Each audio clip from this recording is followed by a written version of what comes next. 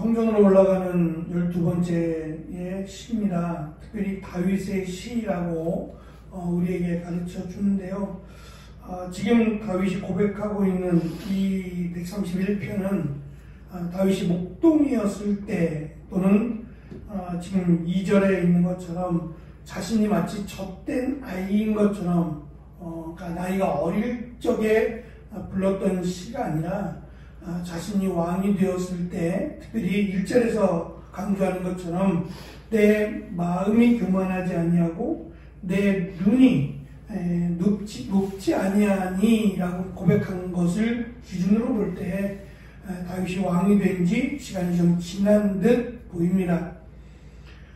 다윗은 성전에 올라가면서 이 노래, 다시 말하면 자신의 초심이라고도 할 수 있는 하나님을 향한 그 마음이 변하지 않기를 다윗은 간구하고 있고, 또 이 시를 부르는 이스라엘 백성들 또한 자신들의 기준 또는 자신들의 모습이 하나님 앞에 부끄럽지 않기를 내용에 담아서 이 시를 기록합니다.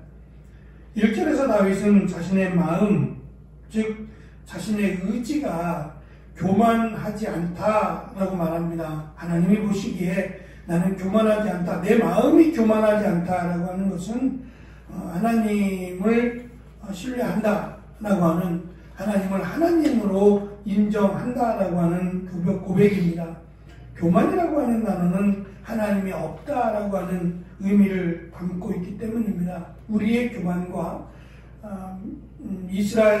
하나님께서 이스라엘 백성들에게 하나님을 알려주시고 또 하나님이 함께 하심으로 말씀하신 교만은 조금 다릅니다. 우리는 자기를 다른 사람보다 높이다라고 말할 때 교만이라고 하는 표현을 사용하지만, 성경에서의 교만은 하나님이 없다 또는 하나님을 두려워하지 않다라고 하는 의미를 갖고 있기 때문입니다. 이어지는 눈이 높다 또는 오만한 눈이라고 하는 표현은 하나님보다 자신을 높이려고 하는 마음을 의미합니다. 우리가 잘 아는 것처럼 다윗이 성경에 등장할 때 아주 어린 다윗이 아니라 어느 정도 성장한 다윗, 그러니까 목동으로서 양을 치는 다윗을 우리는 성경에서 대하게 됩니다. 그리고 나서 얼마 지나지 않아서 블레셋 옆에 있는 나라였던 블레셋과의 전쟁이 벌어집니다. 블레셋은 5방백이 있었고 그 5개가 어우러져서 하나의 나라가 되는데, 그 중에서 가드라고 하는 이 방백에 골리앗이라고 하는 장수가 있었습니다. 5방백에 각각의 장수들이 있었는데 그 장수들 중에도 가장 으뜸이 되는 가장 뛰어난 장수가 골리앗이었죠. 그 골리앗과 이스라엘이 이렇게 서로 전쟁을 앞두고 있을 때에 그들이 그냥 전쟁을 하면 됩니다. 블레셋이 힘도 있고 또 그들은 철기 문화를 가장 먼저 가지고 있던 나라였기 때문에, 이스라엘은 그때 당시에 칼을 든 자는 다윗과 요나단 외에는 없었다고 하니까 나머지는 농기계들을 가지고 왔을 거예요. 그래서 그들이 이 철로 만든 도구들을 이 날카롭게 다듬기 위해서는 블레셋에 갔다라고 하는 설명이 있는 것처럼 그들은 그냥 자그마한 쇠가 달린 이런 농기구들을 사용했고 그것을 무기로 그들이 들고 나왔다라고 볼 수 있는데, 그렇다면 다 철을 가지고 있고 창을 가지고 있는 블레셋이야말로 이스라엘과는 상대가 안 될 만큼 강한데요, 그들이 놀리는 겁니다. 조롱하기 위해서 이스라엘 앞에 나와서 계속해서 조롱하고 있었다는 거죠. 전쟁을 하기 싫어서가 아니라 놀리고 싶어서 그들이 이스라엘 앞에 너희들이 하나님이 누구냐, 너희들이 하나님을 믿는다고 하는데 그럼 너희 하나님이 어디 있느냐 라고 하며 그 조롱하는 맛에 매일같이 그런 수치원 모욕을 당했던 거죠. 그때 아버지의 심부름으로 형의 안부를 묻기 위해서 다윗이 방문을 하게 됩니다. 정말 보여주기 싫은 모습을 다윗에게 보여주었고, 다윗이 그때 그때 그 조롱하는 소리를 듣게 됩니다. 그리고 나서 다윗이 골리앗을 향해서 이렇게 말을 하죠. 여호와의 구원하심이 칼과 창에 있지 아니함을 이 무리에게 알게 하리라. 전쟁은 여호와께 속한 것인즉 그가 너희를 우리 손에 넘기시리라 는 말을 하고 자신의 물매를 들고 골리앗 앞에 섭니다. 그리고 하나님께서 전쟁을 이기게 하신다라고 고백한 것처럼 골리앗을 죽이게 되죠. 그렇게 함으로 결국 다윗이 골리앗을 죽였기 때문은 아니지만 다윗이 왕이 되는 일에 기반이 된 것은 분명히 맞습니다.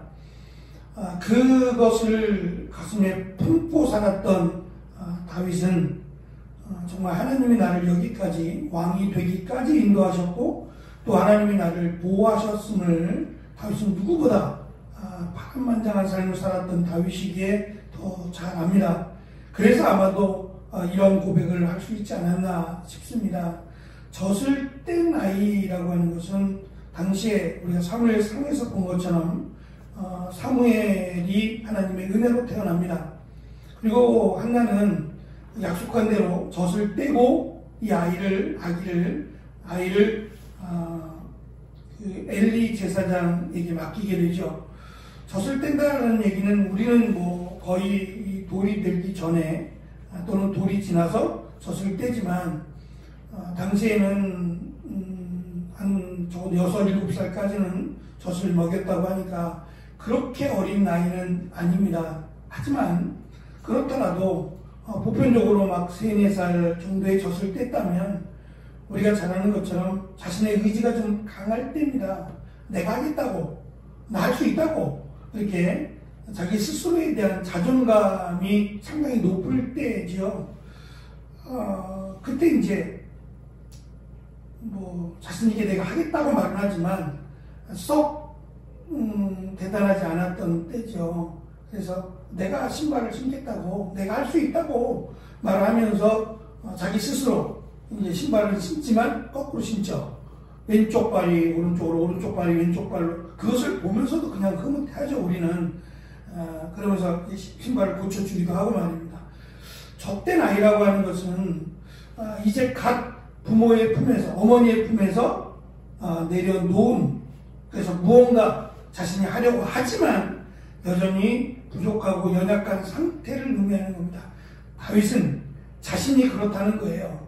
자신이 엄마 품에 꼭 안겨있는 그 정도는 아니고 이제 젖을 떼고 내 스스로 무언가 해보려는 듯 막 질주하기도 하고 또 때로는 넘어지기도 하는 그 모습을 자신에게 빗대어 말합니다. 지금은 아이 보기가 참 어렵습니다. 그래서 아이만 봐도 내 아이가 아니더라도 예쁘고 그냥 한번 안아주고 싶고 그런 마음들이 있죠. 하지만 당시의 아이는 그 어른들이 되기 전, 그러니까 상당히 연약하고 또 그렇게 대접을 받지 못하고 사랑스럽지 않다는 건 아닙니다. 사랑스럽지만 그래도 여전히 미숙한 상태였기 때문에 그렇게 크게 지금처럼 사랑받거나 인정을 받지 못했다는 거죠. 다윗은 자기 스스로가 그렇게 내놓을 만큼 당당하지 못하고 늘 불안불안하고 넘어질까 내가 할 수 있다고 말은 하지만 여전히 어머니의 도움이 필요한 존재임을 딱 젖을 뗀 아이라고 하는 표현을 사용해서 하나님 앞에 나는 마치 젖을 뗀 아이인 것처럼 늘 부족합니다. 내 손을 잡아주시고 나를 인도해 주시고 내가 무언가 하려고 할 때에 나에게만 맡겨두지 마시고 하나님이 나를 인도해 주실 것을 이렇게 젖된 아이라고 하는 표현을 통해서 자신을 표현합니다. 2022년을 우리가 마무리하면서 나의 모습은 어땠는가? 내가 무언가 자신있게 생각하고 무언가 감당할 수 있을 것처럼 사실은 우리가 연초에 고백하고 또 다짐하고 그렇게 마음을 먹었는데 그 마음이 변하지 않고 2022년을 마무리하는 한 해 동안에 여전히 그래도 나는 이 하나님 앞에서의 나의 마음을 가지고 왔는지, 아니면 늘 불안불안하고 이 젖된 아이처럼 무언가 하겠다라는 마음은 있는데 이게 대단하지 않아서 늘 넘어지고 늘 불안했던 나의 모습은 아니었는지를 이 다윗의 말씀을 빗대어서 한번 생각해 보았으면 좋겠습니다. 3절에서 다윗은 여호와를 바라라 라고 하는 표현을 사용합니다. 130편에서도 나의 죄를 사유하시는 하나님만을 바랄 것을 시인이 고백했다면 131편에서는 나의 소망 되시고 나의 힘이 되신 하나님을 바랄 것을 다윗은 고백합니다. 이 고백이 다윗이 지금 어려움 가운데 정말 사면초가와 같은 그런 상황 속에서 이 시를 불렀는지는 모르겠습니다. 그렇더라도 분명히 하나님은 사울에게서 다윗을 구원하신 하나님의 은혜가 지금 어떤 상황에 놓여있는지는 알 수 없지만 자식들에 의해서 자신들이 자신이 정말 어려운 가운데 있었을지는 모르지만 다윗은 하나님만을 바라겠다고, 하나님을 바라겠노라고 고백을 하고, 이스라엘 백성들에게도 지금 이 시를 부르는 이스라엘 백성들의 비참한 상황에 있더라도, 비록 포로나 또는 어려운 가운데 있더라도 다윗이 지금 부르고 있는 이 노래의 가사처럼, 이 시의 고백처럼 마치 젖된 아이와 같은 우리를 버려두지 마시고 어머니의 품에 우리를 늘 안아주시기를, 그리고 하나님께만 소망을 두고 하나님만을 바라며 나아갈 수 있기를 다윗이 고백하고 또 이스라엘 백성들은 고백했을 겁니다. 이 고백이 우리의 신앙의 고백이 되어서 내가 교만하지 않고 하나님 말씀 앞에 늘 순종하기를, 그리고 젖된 아이와 같이 불안불안하지만 늘 우리의 손을 잡아주시고 하나님만을 바라보며 하루하루 살아가겠노라고 하는 이 믿음의 고백을 우리도 할 수 있는 귀한 2022년의 마지막 시간이 되시기를 축원합니다.